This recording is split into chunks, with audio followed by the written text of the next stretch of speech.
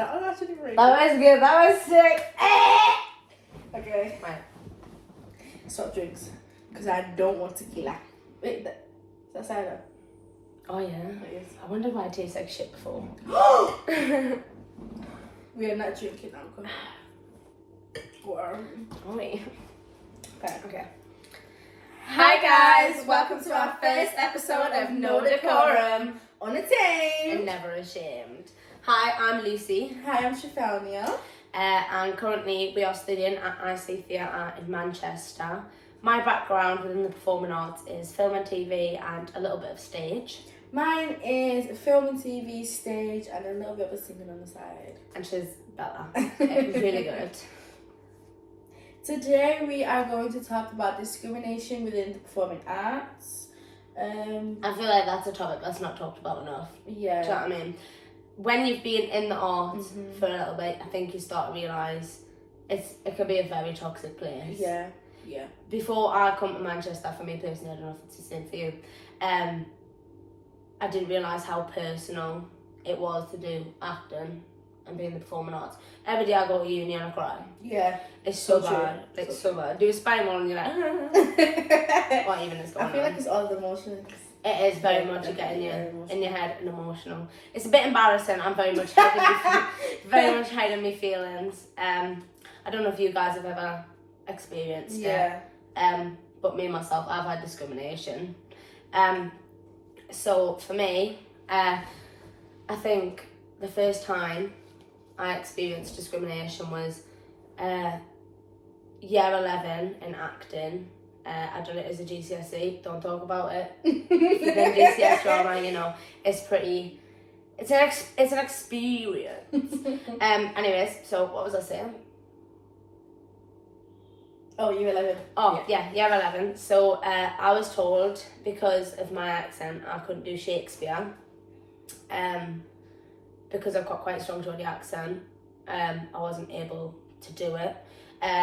Which for me, that really stuck with us, and I always try to put on an RP as soon as someone said act, I straight away went to like, hey darling, what you doing? And it was not okay. Yeah. And then another time was, I was bigger when I was a little bit younger, and I got told I couldn't play this role because it was specifically for a skinny girl. Wow. Yeah, and I was like, well, that doesn't make any sense. Because anyone can play anything. Yeah. And I know sometimes that you've got the persona of a character, but then you can just alter it, do you know what I mean? So, what are yours? That's deep. Yeah, man. I think that really stays with you. Yeah, it does stay with you. Even now, sometimes, I think it's one way since I've come to uni because they teach us to be ourselves and stuff. Be open. I mean, I do Shakespeare now and my teacher's like, more Geordie. She actually is. That is so true. And I'm like, okay, more. Yeah, that stuck with us. But now I think it's so much more. So do you feel like it could go away or? I think it'll always be there. Yeah. I think especially when I leave uni and I go into do like performing arts fully, I think it's gonna stay. Like I had my first experience on a set for this little thing in the North East. It's like a drama series. Anyways, so I was just an extra on it, but as soon as I was on set, tell me why I went RP. It didn't make any sense. I feel like because that's what you think in your mind you need to sound literally like it's stuck in and there. that's right. It's better than your own accent. I feel like it stays in your mind. I got into it a little bit afterwards and I kind of brought out my Geordie again, but now I feel like people don't take it seriously for it. Yeah. What about you, Ronnie? Not personally, not as of yet. I do see it a lot. Obviously as a black woman, for myself, I feel like I need to work harder than some other people. No, I totally get that because already, and even though it's shit that's still going on, you're a step behind everyone else. Exactly. For literally just a skin colour. Exactly. I feel like I have to act a certain way to get certain things or to get certain opportunities. And if I have to work harder, then I'm just going to have to work harder. I've got a question. Yeah. Have you ever had where like something, so for me personally, I could react to something and I wouldn't feel scared that that reaction was going to be taken the wrong way. Mm-hmm. If you had something to say in a rehearsal room, are you hesitant to bring it up because of your skin colour? Yeah, sometimes because of the the stereotypes of black women being aggressive. The fuck's that all about? I'm more aggressive than her. So true. That's so true. Might be the majority, you know. Yeah, that is the majority. I feel like, yeah, I don't know. Yeah. Yeah. Yeah. So, yeah. I've got another story. It's not about me personally, and I'm not going to use the person's name just because I don't want them to feel It's anonymous. Yeah, it's anonymous. So I know a boy. Let's call him Joey. Joey's a good name. Wow. Why Joey? Went straight Joey. Don't know why. I'm staying there now. So, Joey is gay. He's an actor. He's been in the industry since I think he was 4. I'm not 100%. And he was applying for a role through his agency, and basically the agency got back to him and said, "You are too gay to do that role." And they said, "You can't play a straight man. Sorry, acting is acting something else. If you can't play a straight man, you can't be an actor. Even if you're going to have that little flair about your personality, because you've got to keep some of yourself in it." Do you know what I mean? So he had that. Another time, he got told that he couldn't play this gay role or something. I'm not 100% if this is correct. But he couldn't play this gay role because they said it just didn't fit him as well. Yeah. And then he had to build himself back up from that. He got to a very low point in his life, and he was like, he wasn't sure he wanted to do it. He actually fell out of love with acting for a little bit. I mean, I had that experience as well. I fell out of love with acting a bit. And he stopped doing it just because... I feel like because something so rational, like something that big happens... It's so personal as well. It's draining. Yeah, it's a very big part of something that you fell in love with can end up hurting you, if you get what I mean. It's really And scary. I know he really loves it, like he loves doing what he does, and to hear that must have like... I was really shocked because he even said that the place he applied to, he almost didn't, because of this comment, which is so crazy. Like now he's at a university and he's studying, and he's doing amazing. Yeah. But he almost didn't do that, and we almost missed out on an amazing actor. He's doing musical theatre, but we almost missed out on an amazing actor for someone making a half-hearted comment that was just not needed. The words can affect everything. Literally. Like, to the point where you just don't, maybe don't even want to get out of bed. It's draining. It's scary as well. And I think I've had so many... even in my personal life, I've never had his words hurt me as much as I have when I've been within the performing arts. Yeah, so true. And it happens all the time. And it's literally never spoken about. It's like so weird. I feel like because performing arts in general is seen as not the money maker, if you get what I mean. That is so true. I tell someone that I'm studying performing arts, do you get this as well? You tell them you study performing arts at uni, and then they're like, that's a degree. Yeah. Or what do you do? Is that it? Yeah. Like, I'm in uni like 9 till 5 every single 9 day. till 5, like hard. 5 days a week. Tired, so tired. I work a full-time job when I go back home to Newcastle. That's a breeze. Yeah. That is a breeze. Yeah. And I come back to Manchester and I'm like, I'm drained. I go home to work and have a break. Yeah. That's so weird. I usually take time off from work to have a break, but it's intense. I feel like it could be really intense for ethnic backgrounds as well. I know personally, well not personally, but some of my friends, some of my black friends that, you know, wanted to do acting or wanted to do a different course as, you know, not a dental course or lawyer or a doctor, and they weren't really supported in that because it wasn't seen as a money maker, or it wasn't seen as something you can grow bigger into really. And I maybe think that's also a bit why we see less ethnic backgrounds in the industry. That is so true. Because I know in our uni, in our course, there's literally only 3 black women. And there's no black boys. No, there was. There was. But not anymore. Yeah. Out of what, 40? like 40 or 50. Which, if you think about it, is not a lot. It's not a lot, but it's progressing. It's progressing, and I feel like it's slow though, isn't it? Very slow. Very slow. Very slow. And as much as I love to be around my own. Not this girl talks with her hands. Yeah, she loves that. I do it all the time. Sorry, I feel like it's like, don't get me wrong, I love being part of new cultures, but sometimes I love to be with my own people because they relate. I'm not saying other ethnic backgrounds can't relate, but we just connect on a deeper level. Yeah, I feel like you need to, well, you don't need to, but in order to fully empathise with someone on a situation, you need to know or experienced or at least see that. Do you know what I mean? Because I know I'm not posh. You're not. She's not. She's so not posh. I'm not. And sometimes I feel like I need to act a certain way around different people to be on that same level as them. Do you get what I mean? Like, it's like switch, not code. I think it is code switching. I have no clue what that means. It's when you change accent when you're around different people. Oh my god, I do that so much. I do that so much. It's so bad. I think that's what it is. Boys are the worst. Yeah. I'm begging it. But I tend to do that just because I don't want to be, looked as different. But I think different's kind of cool. I think everyone does that, especially with RP. Everyone switches so quickly. I never knew until recently that actually everyone spoke in RP at drama school. Yeah, I think it was like 10 years ago they changed the rule, but you had to, as soon as you went to a drama school, you spoke RP.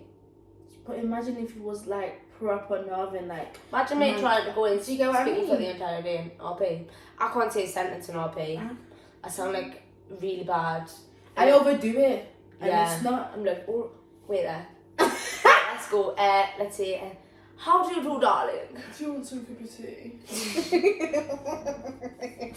That sounds so bad. That did sound bad. Sorry, guys. Let's get you back to accent class. I just, It's everywhere. It really is everywhere. It is discrimination. I mean, as I said, I haven't personally been through it yet. I mean, but you have a whole career ahead of you where you're going to face it. Yeah, even if you have something where you are a blank canvas and you are the perfect candidate, you're going to have something. They're gonna nitpick at something. Yeah. They have to nitpick at something. It's such a scary thing because I feel like I'm naked all the time. True. You know, when you're like on stage or you've an audition, so far, you feel naked and everything you think is wrong, they think's wrong with you, and they'll find more on top of that, which is crazy. It's like they pick something to build you back up. And then they'll knock you down again. They're like, right, okay, bye. You have to be strong. You have to be really strong. Not only to be in this industry, but to be around the people in the industry. And life's hard. Like, you get auditions, It's hard. Yeah, you go for auditions, you don't get it, but that doesn't mean you need to stop trying. You have to keep on going for it. And I feel like me working 10 times harder is what I'm going to do just to achieve what I want to do. It'll show eventually. Yeah. I don't get where you want to go. I do. I get where I want to go. There's another person. Oh, yes. Who had the thing on. She auditioned. She wanted to audition for Mary Poppins at her college. And she was told that she couldn't audition because she had dyslexia. And she couldn't audition because she had dyslexia and she couldn't read the lines or, annotate her scripts. And she auditioned anyways and she got a part as an ensemble and not. That is so crazy. Yeah. And my little sister, she has dyslexia. And we do, like, if I've got a script to learn or something, sometimes she'll learn it with us. It takes a lot of persuading and money. She'll do it with us, right? But she has colour sheets to put over the top. So, like, she has a blue one, a yellow one. I swear it's pink, or maybe I just want it to be pink, but I think there's a pink one. There's a pink one. Anyways, so that's so crazy. You can print a script in bigger writing for them to understand. Yeah. That makes no sense. And for someone with power, a director, to say that to someone, I can imagine that would be so soul destroying for her. I feel like even though she said she couldn't do it, and she still went for it, and she didn't get a main role. I love that you just said. I feel like that would have even been more disappointing than if she did go for it. Mm-hmm. If she didn't go for it, do you get what I mean? And you can't help with what you're born with. Dyslexia is something that you can't outgrow. No. But you can manage it, like you can work with it. My dad has dyslexia and he has a business, he does software things, he writes up PowerPoints and stuff all the time. He's never held it back. Loads of our teachers have dyslexia. And they're really good, you wouldn't even be able to tell. They've gone far into what they want to, to do in the industry. And there's a kind of few actors as well who've got dyslexia, like big famous ones. I swear, is it Emma Chamberlain? No. Does she? No, there was a man, and I can't remember, but my dad knows. And, and he had it, and it got the main role, and they made a sequel. Sequels, well, there's 1, 2, and 3. Yeah, anyways, made a sequel of these movies, and every time he got it again and again. Usually they'd get a new actor to keep a fresh face or something. No, he got it again and again, and they would work with him and spend extra money and extra time just because he was such a great actor. And I just think it should never hold you back. I don't think a disability should ever hold you back. No, literally. Especially something that, it can't be helped. Yeah. And we read a lot. We read so much in uni, like script work and stuff. So you're going to feel it, and it's probably going to, hurt you a little bit every time. And if so, she might have been the best part for that role, but he just didn't pick her. He never got a chance. He could have helped her at least, I mean, it's not sure that the reason she didn't get it is because she was dyslexic, but he did make the comment beforehand to her saying, you can't read the script. Yeah. Are you joking? Isn't that just the craziest thing ever? Our teacher prints out scripts in different colours. Yeah, it's very supportive. So sound. Yeah, for everyone. And they print out different colours. We have a voice teacher and a performance teacher that does that for us. And they'll have like pink, blue and yellow. Or one of our voice teachers has see-through things that you'll put over something. Oh yeah. And they'll offer it to you. So helpful. Which is, that's so nice that they're offering that, and because I don't think they get them resources through the uni. I think they've went out of their way to make sure that they've got them. It's little things like that I feel like. But even some directors now have dyslexia. That is so true. And even writers. Yeah, loads of writers have dyslexia. It's just so crazy. And some of the best writers have dyslexia, and they write amazing plays, amazing shows. And I just feel like... I feel like they had a great support system behind them, though, to be able to... Or they're very strong-minded. Because for me, if I had dyslexia, I struggle with writing, not so much reading, but like writing, structure, punctuation, grammar, all that, and spelling. Did I say spelling? Anyways, I've said it again.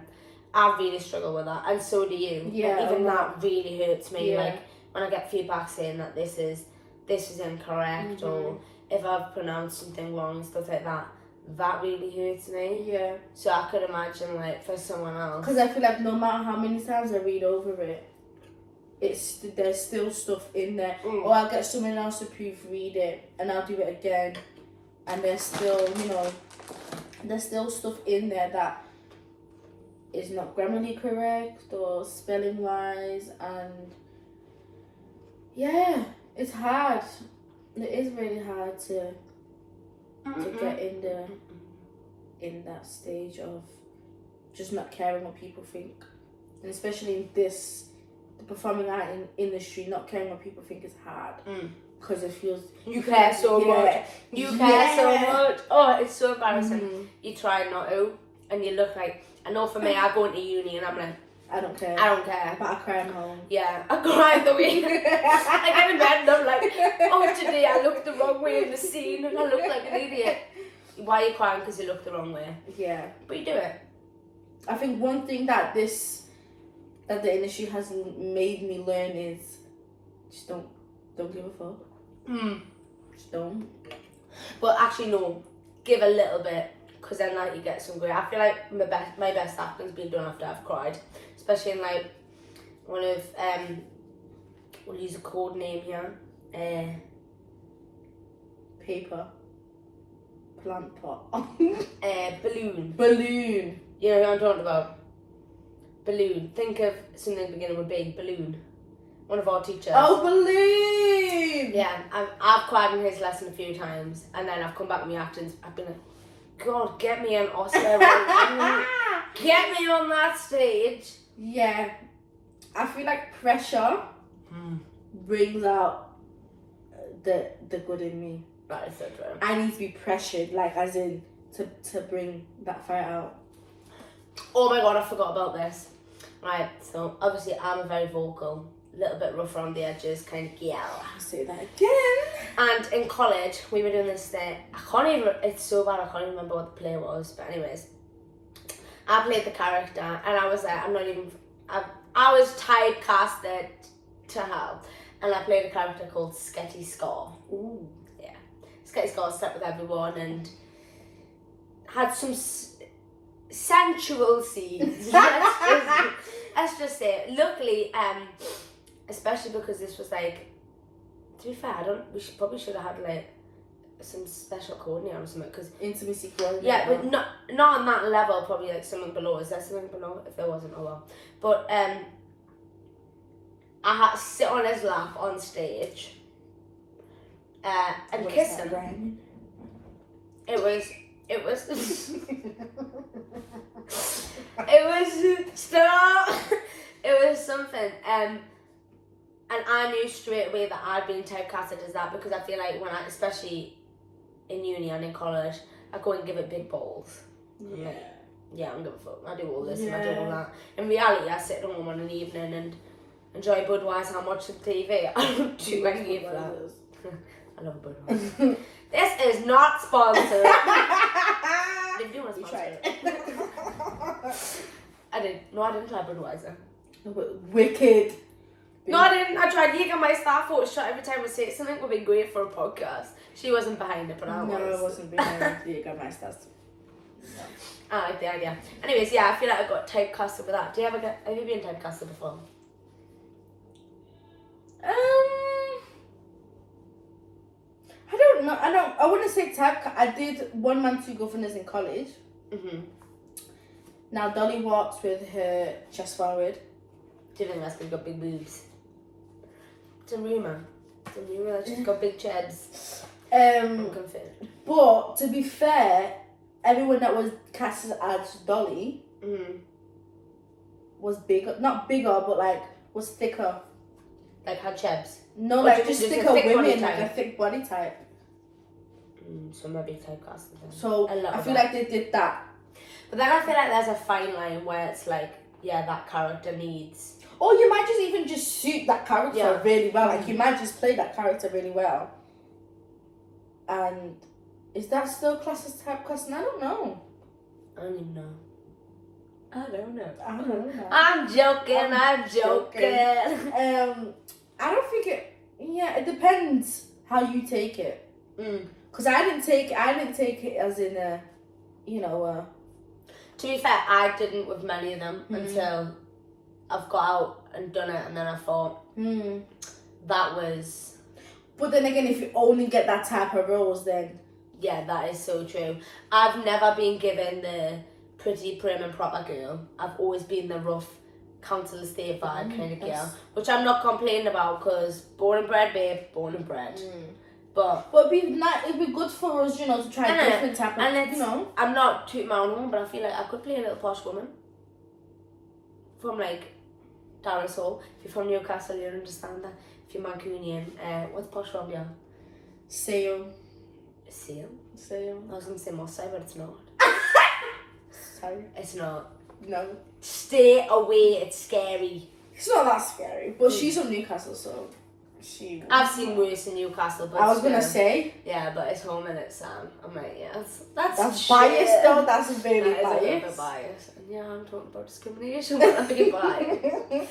But I just feel like, there is I've never been typecasted though. I don't think. I do normally get the same type of roles. What's the innocent little. This girl can play a man like there's no other. That is true. I've never really got a mum cast the role before. But you can play it, and I feel like I could really well as well. We're in lessons, and our balloon teacher. Yeah. The balloon teacher will be like, right, okay, Chevelle, sit in front of Lucy. So I'll be like this. and then I'll have to start saying it. What was me speech? I can't remember it. Anyways, and it'd be like, no, speak to Chevelle. And Chevelle's like this. Because I want to be effective. I'm like, why are you looking at us like me, ma? Get away. It's just like, yeah. And I'm like, there she was, against the back wall. She's like, I feel like I've never been like casted as a mum though. I've should, always got like the little innocent little one. I really want to play Mean Girl. I would love that, but I don't think I could be serious. But Yeah, I couldn't either. I would laugh. Yeah. I would be like, what are those? I love that bracelet. And then I'd be like, and then it's cringy. It is cringy, but I feel like I would love to do that. I don't know what it is. Mean Girls 2, the one that just, was it Mean Girls 2? Yeah. The remake. Yeah, Really terrible. You really think so? So bad. It wasn't bad. I'm gonna use a strong word and say bad. I don't think it was terrible. But then, I'm not a massive fan of musical theatre. I can watch it on a stage. I just don't think it works that well on a TV. Yeah and no. Because I feel like if you like musical theatre, then you probably would have liked Mean Girls. Yeah, but then I heard some people that do MT, and they said no. Really? Yeah. But then again, I think the first movie was stunning, unreal, and everything you could wish for, and I just don't think it could be beaten. True. I feel like when you make a movie, you make a reboot, you really have to be careful. You have to push it. Yeah. I was very shocked to be casted for Regina George, though. I don't know. Renee. I feel like that was, yeah. I love her. And I feel that's a good that was such a casting. great choice. No, that's a great choice. She seemed so nice. But then again, that's typecasting as well. Yeah, I'm typecasting right now. Who says a nice girl can't play a bitch? Renee said, fuck you, I can. I feel like I could play a bitch. Yeah. But then again, I just don't want to... I want to be casted of how the character makes me feel and how I can portray that character. Because in any character, you need to add a bit of yourself into it. That is so true. And if you struggle adding that bit onto it, is that really... Our recent project, she played a blind woman. Yeah. She had was it Jamaican? Accent. A Jamaican accent, stunning. Anyways, so she basically was being Chevelle on stage, except she was blind.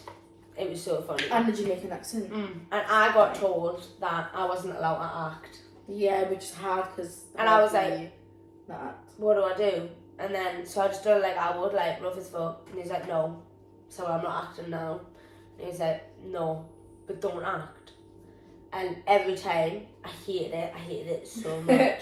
And then, oh my god, that was a nightmare. I had to hand out pennies to the audience. Bear in mind, like, this girl forgot a black hoodie for the performance. Yeah, I did. I said, you can wear my hoodie. I felt naked on stage. I feel like I wanted to be covered up. And again, that's coming back to the discrimination of when I was a little bit bigger and getting told I couldn't play something. Yeah. I felt massive on stage in the worst way possible, though. I do sort of relate to that as well. And handing it out, and then especially as I had to touch like the audience and stuff, that was horrible. Yeah. And I felt like the whole time I was like, am I sitting correct, like, and trying to hide and stuff, because I felt they could see too much. I've never been discrimination for my body size, but sometimes I always feel like that's just a little bit of my self-doubt. Like, I wouldn't maybe necessarily get that role because I'm a thicker woman.